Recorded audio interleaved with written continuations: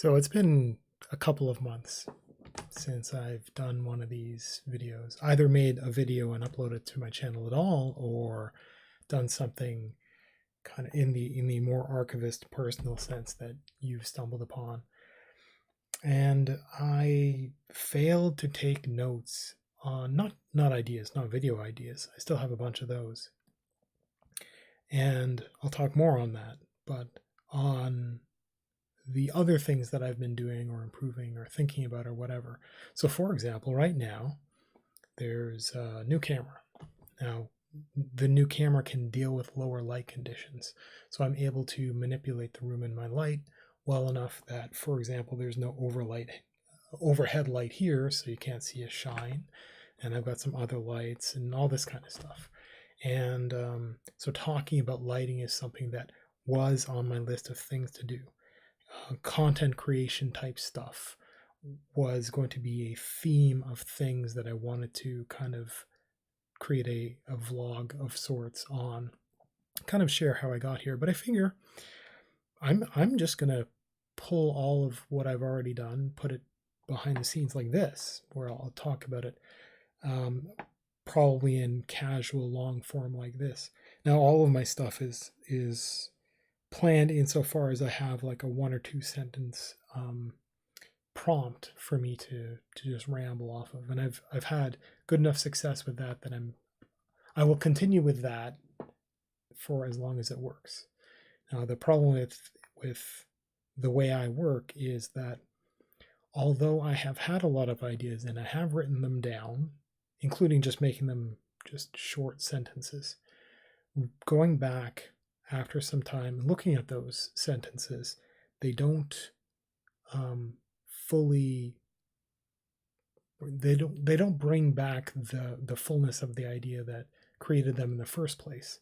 So it's like they grow weak over time, something like that. So I've got to create videos as soon as the ideas come, and that kind of sucks. That's kind of contrary to what I was talking about for a dream journal, which is you wake up, and or even if you wake up in the middle of the night, you just turn over and you scribble in the dark whatever was on your mind, even if it's a couple of keywords, and then throughout your day you can read that, and the rest of, well, more of the dreams will come back to you.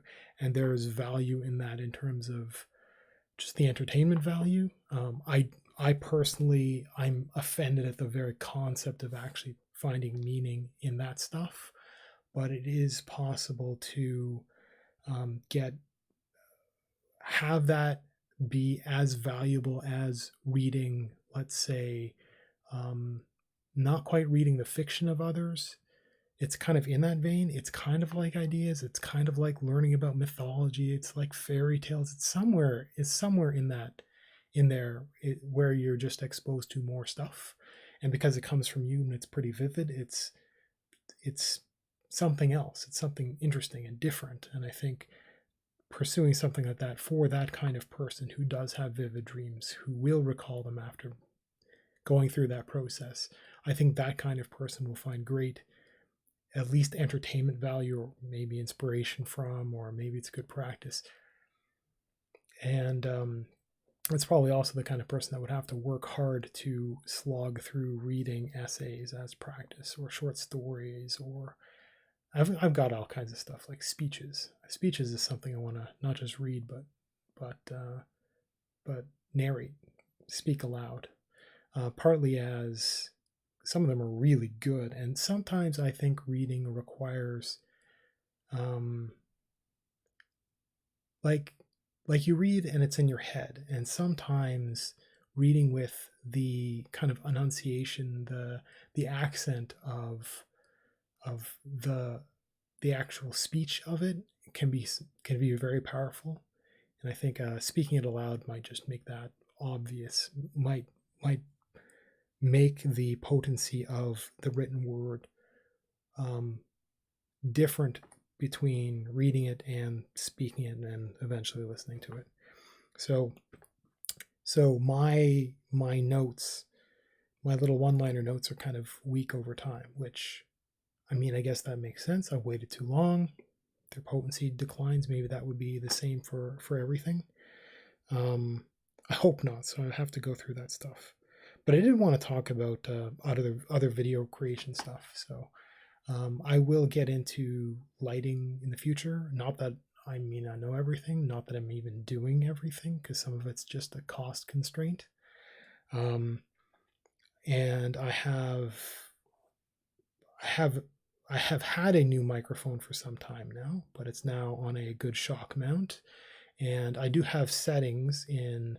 I spoke with he's actually a streamer. He's not significant in any way, but he had his own home studio, and so I just there was an opportunity there. He was talking about other stuff, and I just pulled him into a Discord voice chat, and I asked him a couple of pointed questions about certain things that he was kind of talking about to get actual instructions, and I pulled up OBS studio right then and there, and he did the same thing, and we kind of like looked at some settings to make sure that I understood what he was getting at. And it's not exactly playing dumb, but I will admit that I'm dumb and I understood a lot of this stuff already, but I asked questions to actually get clarification. So if he was talking about, well, you have like a noise gate and you've got all this kind of stuff, and like I either understand the terminology well enough or I know how to look all that stuff up. So it's like, okay, yeah, I get it. Take some notes, go learn, come back. Because that's how most people work. I actually decided to not do that, but sit there and actually have him mentor me very briefly. So I have some settings that really helps. And that's another thing that I wouldn't mind talking about. Essentially tutoring, but not in the channel, but here in the more personal space, our kind of more comfortable space.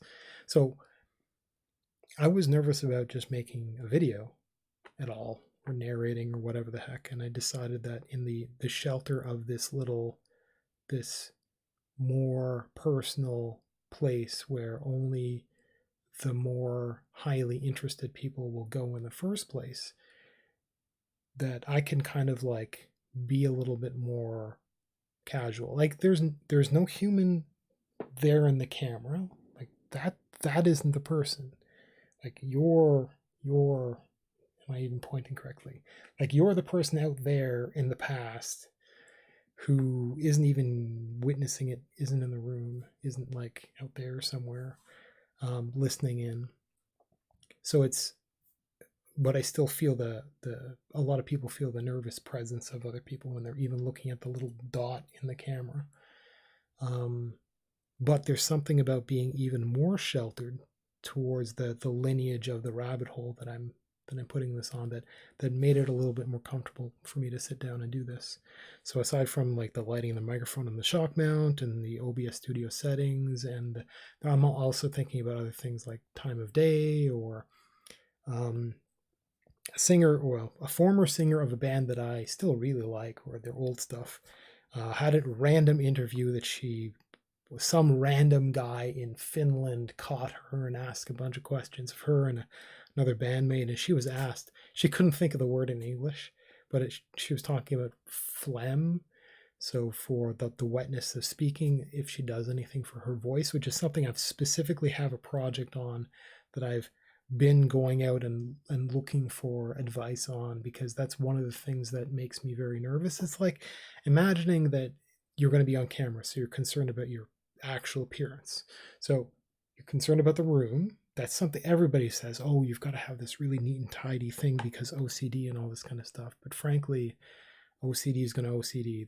There's nothing that you can do other than respect the fact that it's there, so that when they point something out, you can be like, oh, sorry, is that crooked? And then just go, well, no, it's not. And then I'll go and I'll bring an actual level over there and be like, see, is my webcam level? And I wonder if I think I still have like a tiny little level it's just made so you can park it on top of something, as well as a square level and some other stuff. So, I mean, there's stuff about. So like clean your room. People understand their physical appearance. So like dress, And so some people will wear makeup, yes, even men. And there's some things that I will do on purpose and some things I will intentionally avoid because it's not something I'm passionate about, and I don't think it's. I mean, I understand professionalness and all that kind of shit, but that that mess behind me, that book, those books, I didn't do that for the art of it. I didn't actually go out of my way to think about this very much. I mean, that picture was there for the longest time. That was kind of neat, and I decided to use that as a framing thing, which I probably should do a bit better. But that was on the wall before I even did my first video. My Okami poster, I had already ordered it and had it for a very long time before doing all this.